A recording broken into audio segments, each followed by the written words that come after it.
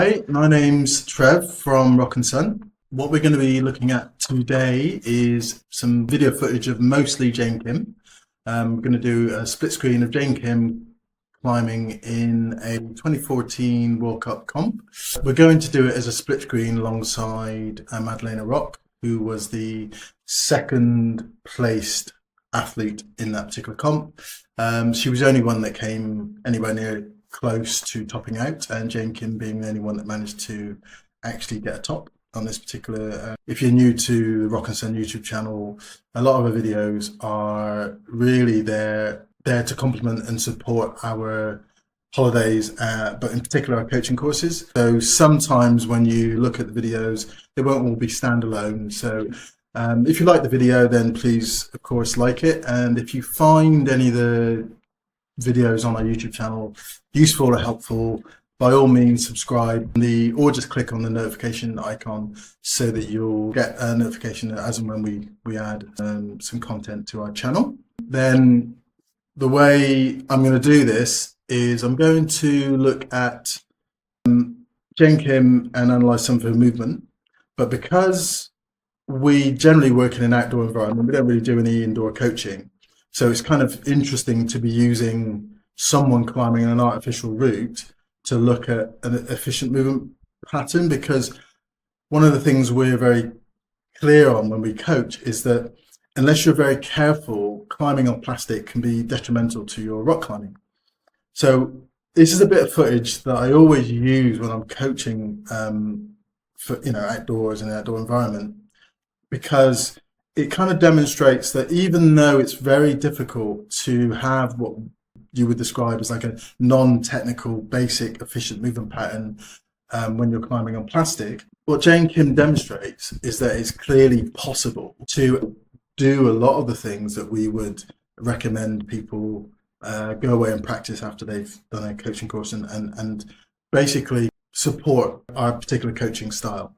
So we're basically going to look at the fundamentals of efficient movement and what she manages to do, which is incredibly difficult on plastic, so much more difficult than on ReelRock. We will also try to draw a comparison to what you should be trying to do when you're on ReelRock from the perspective of practicing moving in an efficient way, and what's different about rock as opposed to plastic, and what different options we have available to us. And then we'll also look at Sharma and Ondra climbing one of the hardest routes in the world at the time, the Dura. And what we can take away from that, hopefully, is notice that they will be trying to use the same techniques or movement pattern that Jain Kim is. Even though you would say those three climbers have very different climbing styles, what we can hopefully draw from watching them is that actually they're trying to do very similar things. We're also going to have a look at MacLeod climbing Rhapsody, obviously a trad route on ReelRock. So that will give us a good some good variety to compare different climbers climbing on different mediums, but to see if we can draw any similarities or come to any conclusions about what it is they're actually doing in order to be efficient that we can use in our own climbing. So is there some pattern, some familiar pattern between all these different climbers and all these different mediums? And if we can see that there's some consistency in what these climbers are doing and how they're trying to move, then maybe that's something we can look at that we can actually add or try to incorporate in our own climbing. So what I'm going to do is I'm going to pause it there and then play the video on.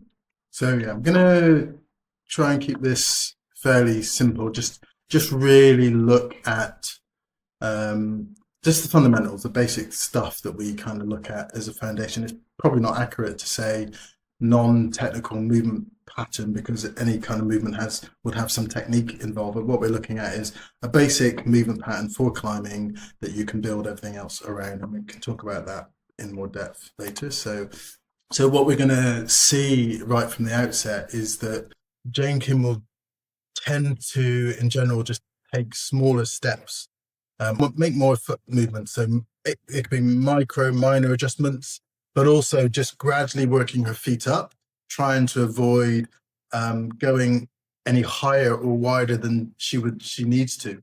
And why this is obviously more efficient is because if you can keep your foot below the opposite knee, it allows the legs to be more or less underneath you. We talk about being on the ladder with that if you can turn the route into a ladder, keep your feet close together, then your feet and your legs are carrying more of your body weight, which means that, of course, you're taking the load off your arms. So what she does very well is keeps her feet underneath the body, straight arms as much as possible.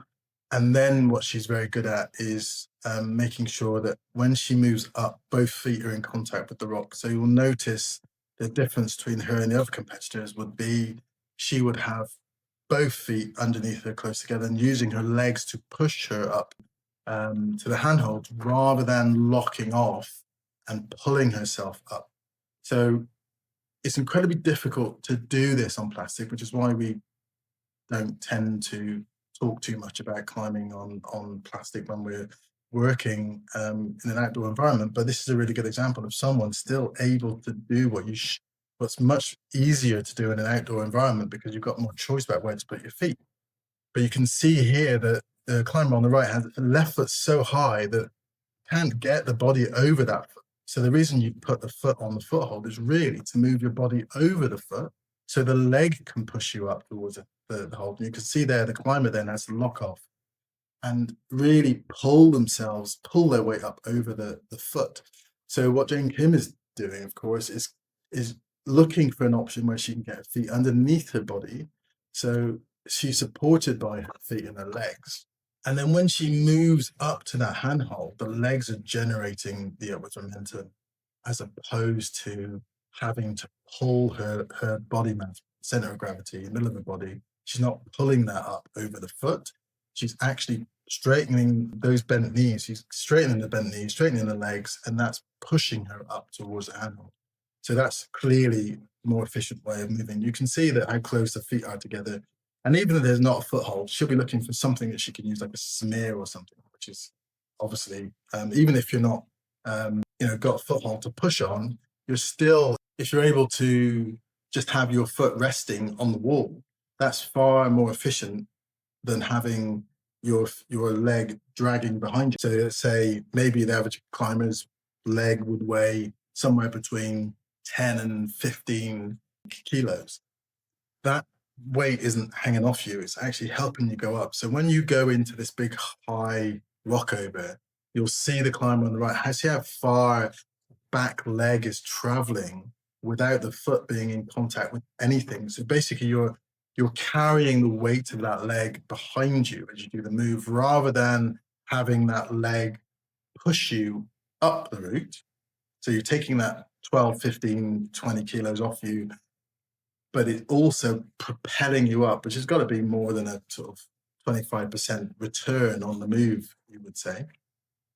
So of course, if you're doing moves like that are unnecessary 10, 15, 20 times on a pitch, that's going to eat away your upper body reserves. So what we'll notice with Jain Kim is that you'll hardly, and I think it's actually fair to say on this route, there's probably one or two moments where you might see her trail the foot, but predominantly what you're seeing her do is to always have both feet on the wall, on a hold or smearing, and always pushing up from both feet. So now we just take this to a real route on rock, a route that we coach on quite regularly. So it's not particularly a difficult route, it's probably 6A plus.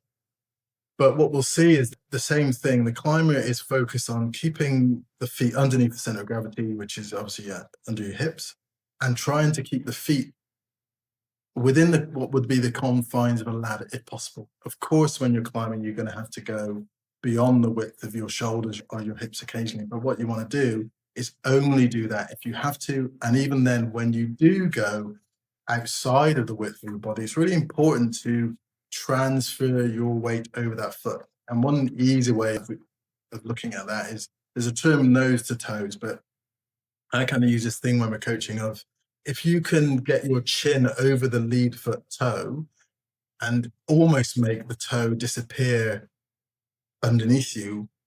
So your knee and your chin, or your knee would obscure the foot. Your body naturally follows that. So what you're seeing here is someone climbing on a route where they've got ultimate choice of where to put their feet. And we'll look at Adam Ondra now on the Dura, and we'll see Chris Sharma climbing as well and on the same route. So they're very much doing the same thing. They're trying to, as much as possible, to get both feet on. And what's interesting about this route is you can see how much effort Adam is having to use the effort he's going to get both feet on, and then bent knees, and then pushing the weight up onto pushing his way up with the legs to take the hold rather than just trailing the foot. What's interesting about this bit of footage of the Dura as well is that, again, you get to see the whole body for most of the route, but also Chris and Adam people would say they've got very different styles, but essentially they are doing the same thing and almost identical moves on every crux or every section. On this particular route, it's fair to say that if you watch the whole thing, I think it's about a 50-meter pitch, 100% of the time when they fall, they've only got one foot on. About 95, maybe more, when they're climbing, they have both feet on. And I think the reason for that is if they are trying to climb the moves, the harder moves, on one foot, they just can't do it because the holds aren't good enough to hold the body weight or to pull on unless both feet are engaged in supporting their body or even pushing them to the hold. So it needs to be climbed with some kind of dynamic movement in order to reach the hold, but then to propel yourself up to the hold off the legs. So yeah, again, we'll leave a link to the complete video, which I think is definitely well worth watching. It's really, when you break it down, it's clear that although they look like they've got very different climbing styles, the movement really is very much the same. It's a lot of getting both feet on, trying to bring the feet up so their knees are bent, and then using their feet and their legs to propel them to the handholds as opposed to just pulling on the hands. And again, like I say, 50-meter pitch, hardest route in the world at the time. So if you look at the route in its entirety, look at them climbing, both of them climbing in their entirety, I think you'll notice that there might only be 5 or 6 trailing feet. But as I said before, there will be 100% of the falls are with one foot on or less. And then 95% of the route, they would have both feet on. And I think it's obvious when you look at it from lower half of the body perspective, then clearly you can see the amount of effort they're putting into getting both feet on. So of course there is this thing where sometimes they're dynoing, and that still works from an efficiency point of view. We're not saying you can always have both feet on, because if you're getting to a dead point or you're dynoing using your legs to produce the upward momentum, if you're catching the hold at that moment that your feet are off, the legs have done their job. They propelled you to the hand. A complete dyno is a very obviously a relevant move, and so is a one-legged rock over. Sometimes you have to do those, but what you're trying to do is know that when you do those moves that wouldn't be considered as efficient, that you're doing it because the route dictates that that's the most efficient way to do it, rather than you're just doing it because you haven't seen the easier option. So what's interesting about, again, I'll refer back to Jain Kim, is when you're climbing on plastic, it's much harder to stick to this pattern of movement. Whereas on rock, we ultimately have a greater degree of options. So it's impressive to watch someone being able to execute this particular way of moving on an artificial route, because it's incredibly challenging and difficult to do. But then when you watch Adam and Chris on the hardest route in the world at the time, 90 plus, you can see that they're trying to do the same thing. And that might just be because if they're not climbing in that way, they just won't get the route done. They're working out the beta. Almost, if you don't come up with efficient beta, you're not going to endpoint the route. So what we're going to look at now is a very similar scenario here with Dave MacLeod climbing Rhapsody. hardest trad route in the world at the time, E11. And I think it took Dave easily a year and a half, maybe 2 years of effort to finally get this route. So what we're going to do is we're going to look at his original beta, and we're going to analyze how he came up with better sequences to ensure a successful attempt. So I'll just let you enjoy the opening sequence and the big whipper.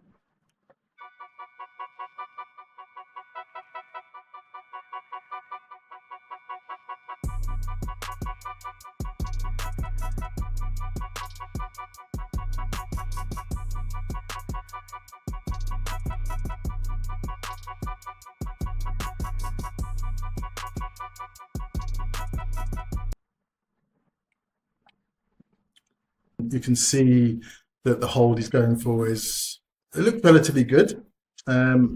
Big fall potential, so you don't really want to be taking that fall repeatedly, although Dave clearly did a lot. And if you watch the entire video, it's testament to Dave's resilience that he managed to actually stick at it and get it done. So again, you can see what we were looking at here is just keep an eye on the left foot. It's what that left foot is doing. When he goes up, you can see that it's trailing there. It's not on anything. So it takes the fall. So gets injured on that particular fall. And now we're going to watch the subsequent successful ascend. So we're just going to keep an eye, really. What we want to do is keep an eye. We want to keep an eye on the left foot and what he does differently with that when he finally does the move. I'll slow it down and I'll show you the move over so you can keep an eye on what he's actually doing.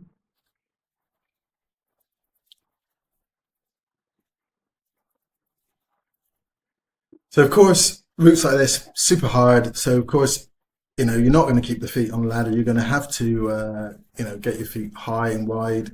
Otherwise the route wouldn't be hard. If your feet under you all the time, it'd be holding so much of your body weight.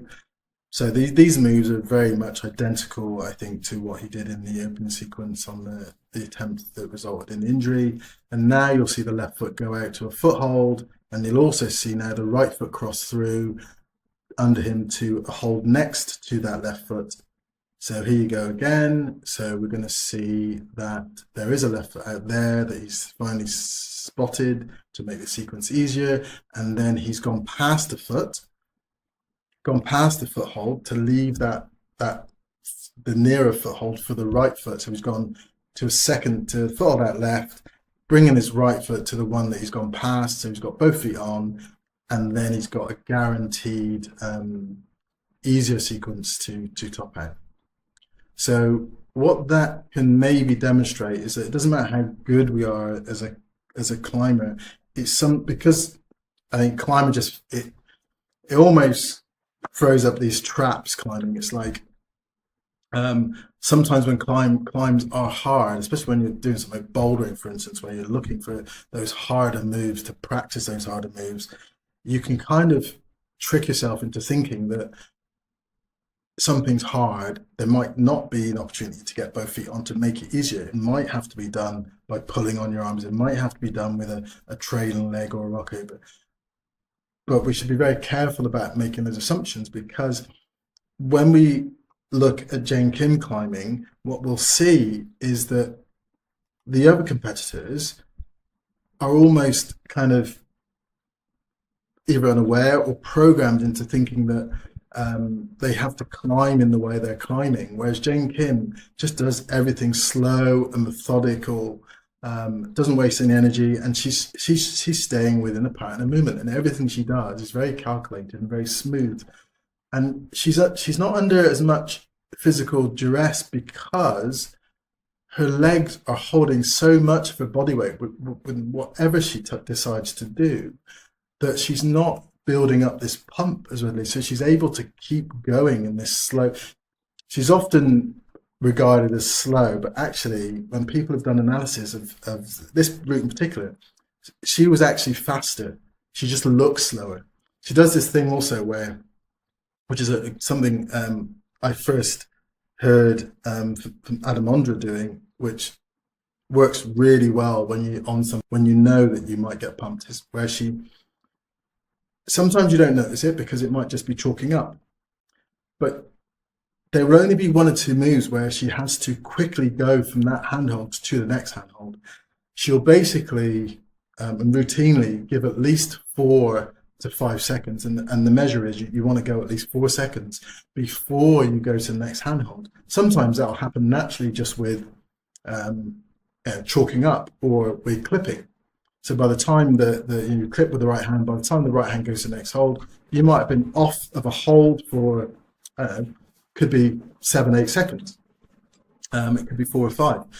But even when she's not doing that, even when she's not chalking up or clipping, she'll generally go at least 4 or 5 seconds before she goes to the next hold. What that does is gives your arm a chance to recover, because if you're just literally letting go and going straight to the hold again, you're just building up this pump.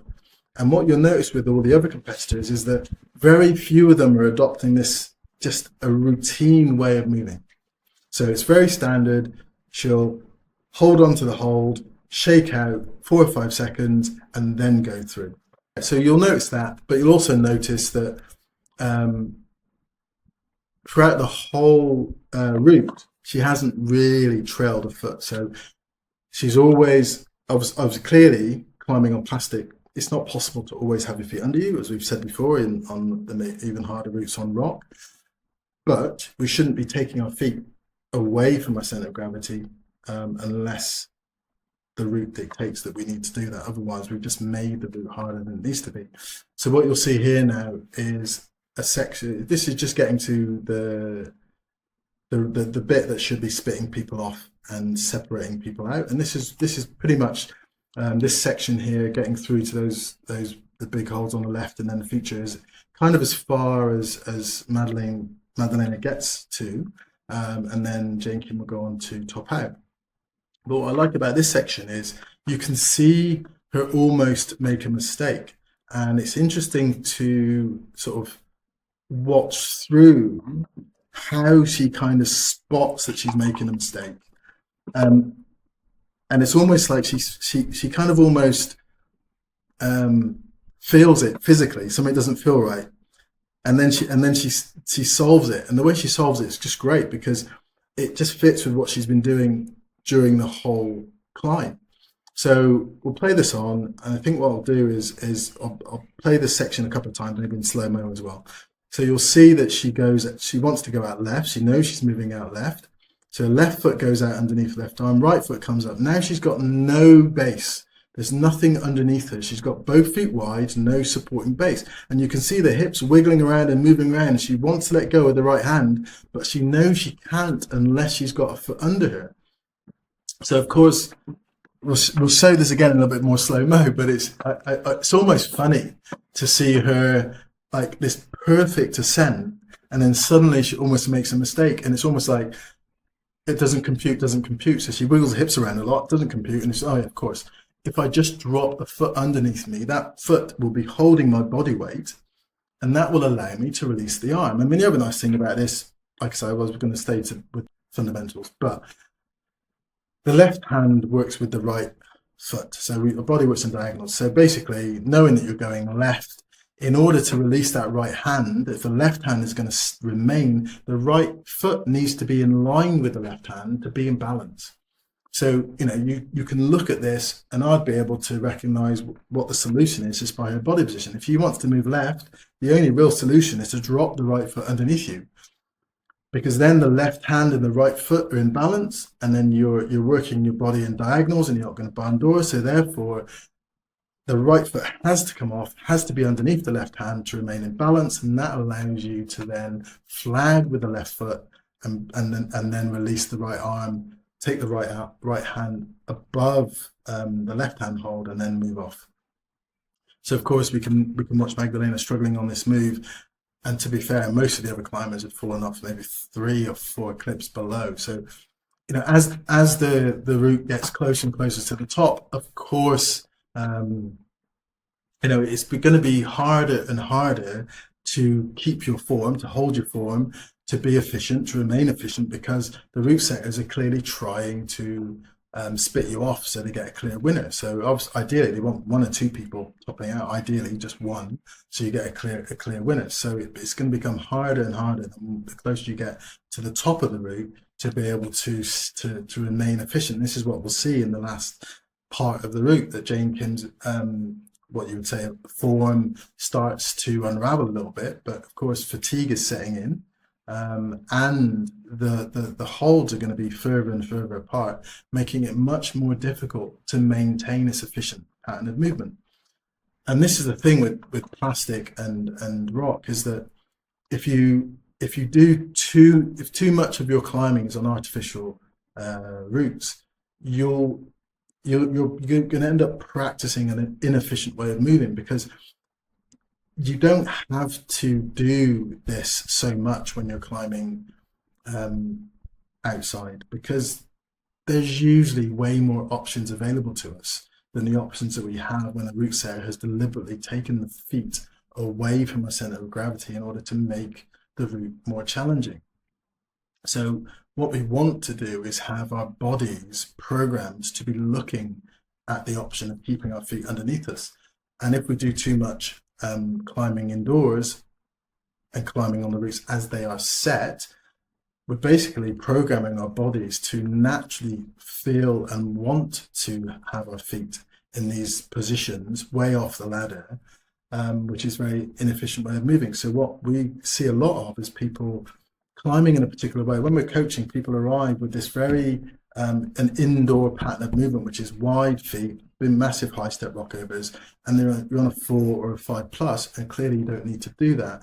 And then we slowly kind of work towards the understanding of what we should be doing is looking down underneath our center of gravity, below our knees, trying to find feet that support our body, rather than looking for big footholds outside of our center of gravity. Okay, so cool. That's the end of the video there. So like I said before, I will put some things in the description, some links in the description below, so you can watch some of those videos in its entirety. Yeah, hope you enjoyed the analysis, and check back for future videos on the channel.